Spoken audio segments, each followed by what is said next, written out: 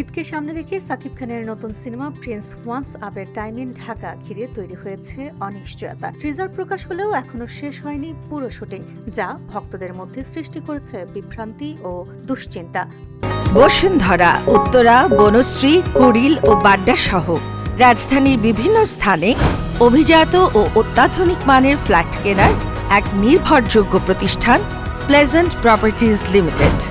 Sensor ছাড়পত্র মিললেও shooting এখনো চলছে। ট্রিজার প্রকাশের পর সমালোচনা ও দর্শকদের মিশ্র প্রতিক্রিয়া। গানের কাজ এখনো বাকি, পরিকল্পনা ছাড়া দ্রুত নির্মাণ নিয়ে প্রশ্ন তুলেছেন বিশ্লেষকরা। প্রথমবার পরিচালনায় আবুল হায়াত মাহমুদ, নায়িকা হিসেবে রয়েছেন তাসনিয়া ফারিন ও জ্যোতিময়ী কুণ্ডু। ঢাকার আন্ডারওয়ার্ল্ড ভিত্তিক গল্পের এই সিনেমা নিয়ে প্রত্যাশা যেমন বেশি, তেমনি অনিশ্চয়তা বাড়ছে।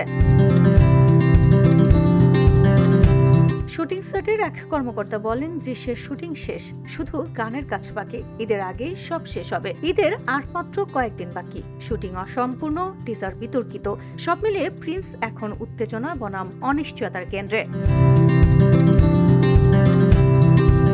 হিওটি বাংলা নিউজ ডেস্ক।